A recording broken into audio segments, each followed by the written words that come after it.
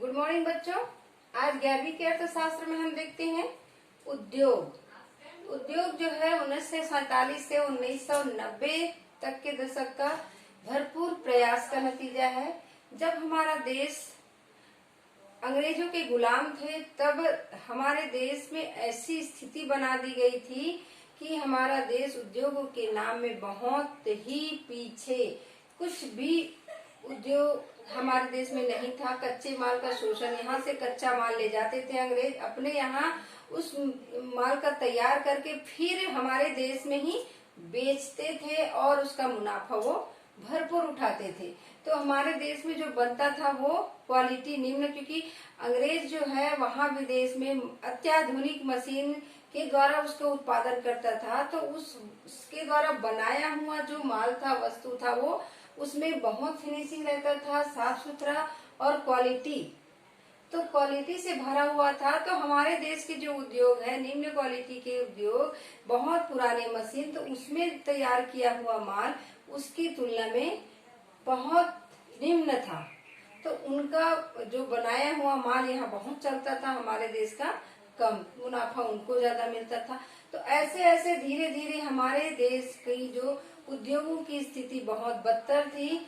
तो उसके अब जब हमारा देश आजाद हुआ, तो आजाद होने के बाद हमारे जो प्रथम प्रधानमंत्री थे, उन्होंने अपने प्रधानमंत्री बनने के बाद देश की स्थिति को सुधारने के लिए बहुत भरकम प्रयास किए और उसके तहत उन्होंने पंचवर्षीय योजनाओं के माध्यम से उद्योगों को बढ़ाने के लिए बहुत सारे कदम उठाए और पंचवर्षीय योजना में उद्योग के विकास के लिए बहुत सारे योजनाएं तैयार किए। उसमें बहुत योजनाओं में तो पैसे की आवश्यकता पड़ती है, सरकारी निजी जो भी है, इन क्षेत्रों में उद्योगों का विकास करने का प्रावधान रखा गया।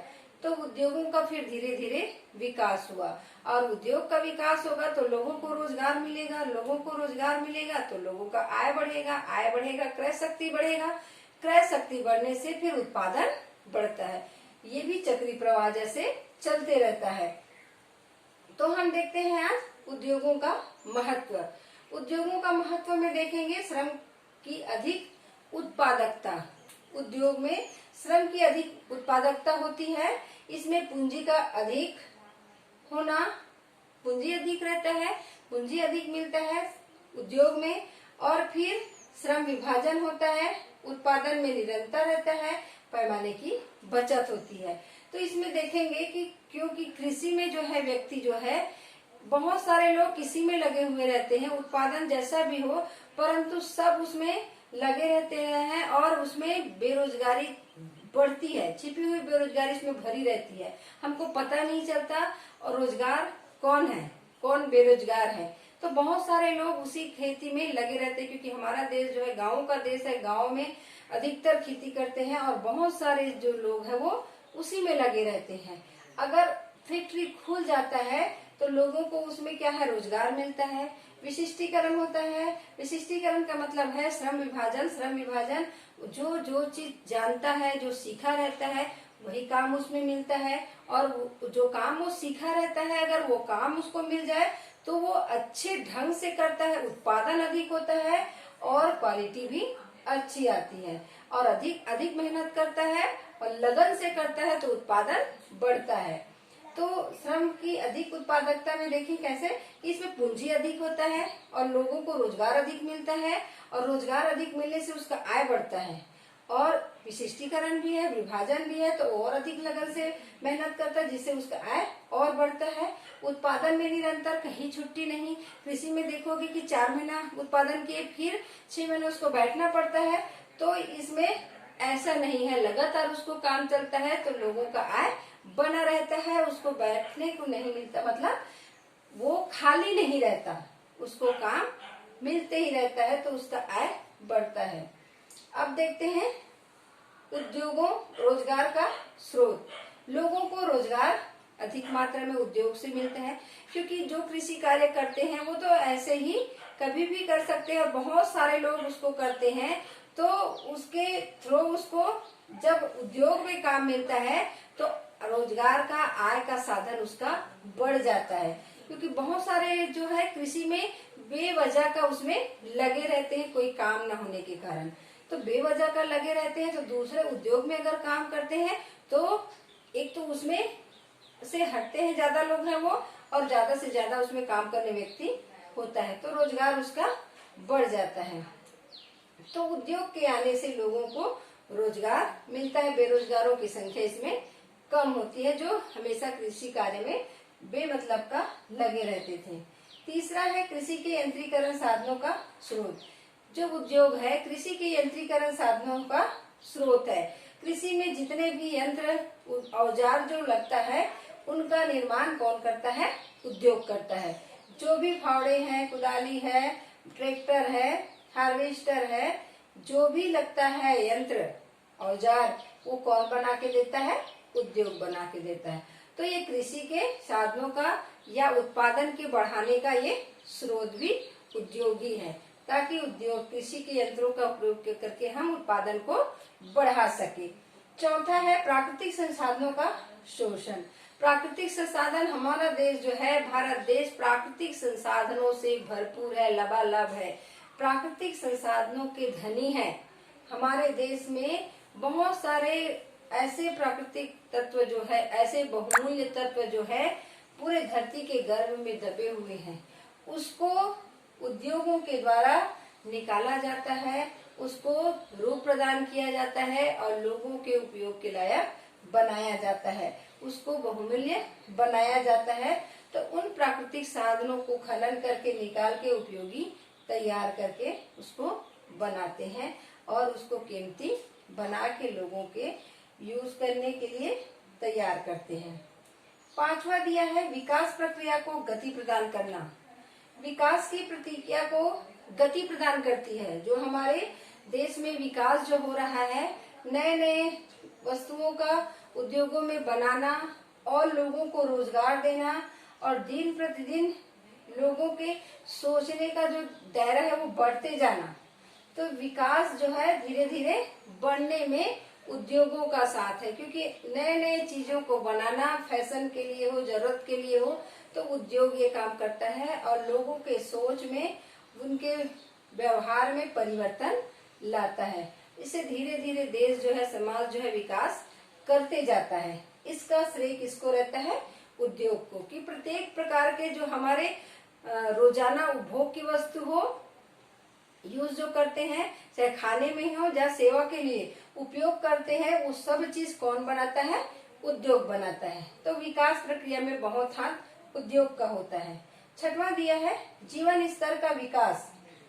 जीवन स्तर का विकास हमारे उद्योग के द्वारा होता है, क्योंकि उद्योग में ही काम करने से हमको उससे रोजगार मिलता है। रोजगार में अच्छे आय प्राप्त होते हैं, अच्छे आय का हम अच्छे से खर्च करते हैं और खर्च करने से हमारे जीवन स्तर का सुधार होता है, विकास होता है। क्योंकि पैसे से ही लोगों के जीवन स्तर में सुधार आता है। तो उद्योगों से ही लोगों को रोजगार मिलता है, रोजगार से उनके जीवन या आर्थिक स्तर जो है बढ़ता है। तो उद्योगों से लोगों के जीवन स्तर में बहुत से सुधार आते हैं। अब देखते हैं औद्योगिक विकास की रणनीति क्या क्या है। सरकार ने उद्योगों के विकास के लिए जो रणनीति तैयार की है उनके बारे में। तो उद्योग तो विकास का साधन है ही, तो सरकार ने सोचा उद्योग को हम विकास का साधन तो मान रहे हैं, पर अंधाधुंध अगर हम विकास करते हैं तो इसमें तबाही भी निश्चित है। तो इसके लिए लोगों पर एक कंस जो दायरा बना के रखे हैं, जो लाइसेंस की प्रक्रिया है, जो कड़ी उन लोग के ऊपर थोड़ा सा कसाव रखे हैं कि कौन कौन से क्षेत्र निजी हो, कौन कौन से सार्वजनिक हो, तो इन पर भी ध्यान दिया गया। क्योंकि अगर उद्योग विकास करना चाहे तो लोग लाभ के चक्कर में विकास करते जाते समाज के लाभ के बारे में नहीं सोचते हैं, तो समाज का लाभ भी जरूरी होता है। तो देखते हैं मिश्रित अर्थव्यवस्था को अपनाना। औद्योगिक विकास के लिए रणनीति में देखे हैं कि मिश्रित अर्थव्यवस्था को अपनाना। मिश्रित अर्थव्यवस्था, इसमें क्या है? उत्पादन अधिक होता है, दोनों का मिला जुला है, एक सार्वजनिक और एक निजी का मिला जुला है मिश्रित अर्थव्यवस्था। तो इसमें सरकार का भी कुछ हिस्सा रहता है और निजी उद्योगपति का हिस्सा रहता है। दोनों मिलकर उसमें कार्य करते हैं ताकि उत्पादन अधिक से अधिक हो सके। दूसरा दिया है सार्वजनिक क्षेत्र का विस्तार। इसमें सार्वजनिक क्षेत्र का भी विस्तार किया। सार्वजनिक कुछ हर क्षेत्र को निजी को देना सही नहीं था, तो कुछ क्षेत्र को सार्वजनिक क्षेत्र में छोड़ के रखे हैं, जैसे ऊर्जा है, शिक्षा है, स्वास्थ्य है। इन क्षेत्रों को सार्वजनिक क्षेत्र के लिए रोक के रखा है, क्योंकि इसमें अगर निजी क्षेत्र आते तो इसमें उसका बहुत अलग प्रयोग होता, अंधाधुंध उपयोग होता और ये गलत दिशा पर जा सकता है, इसका विनाश हो सकता था। क्योंकि ऊर्जा का अत्यधिक उपयोग करना, बिजली का, तो ये निजी क्षेत्र में नहीं दिया गया, इसको सार्वजनिक क्षेत्र अपने तक सीमित रखा। निजी क्षेत्र पर कड़े नियंत्रण। निजी क्षेत्र भी कड़े नियंत्रण इसलिए रखा क्योंकि वो अंधाधुंध अपने लाभ के चक्कर में बहुत ज्यादा उत्पादन करके उसमें बहुत सारे गलती भी कर सकता था। तो इसमें निजी क्षेत्र में उनको बिना लाइसेंस के उद्योग खोलने का आदेश नहीं था और थोड़ा सा कड़ाई करने के लिए उसमें लाइसेंस प्रवृत्ति रखा गया। बिना लाइसेंस के आप उद्योग खोल नहीं सकते और उसमें और बहुत सारे उसमें नियम रखे कड़ाई से पालन करने के लिए, ताकि वो अपना अंधाधुंध कमाई ना कर सके। चौथा दिया है संरक्षण नीति। संरक्षण नीति में है कुछ कुछ क्षेत्रों को संरक्षण दिया गया ताकि अंधाधुंध उसमें खनन ना कर सके, अंधाधुंध उसमें उपयोग ना कर सके और उसमें थोड़ा सा कड़ाई रखे ताकि उसका गलत उपयोग ना हो सके।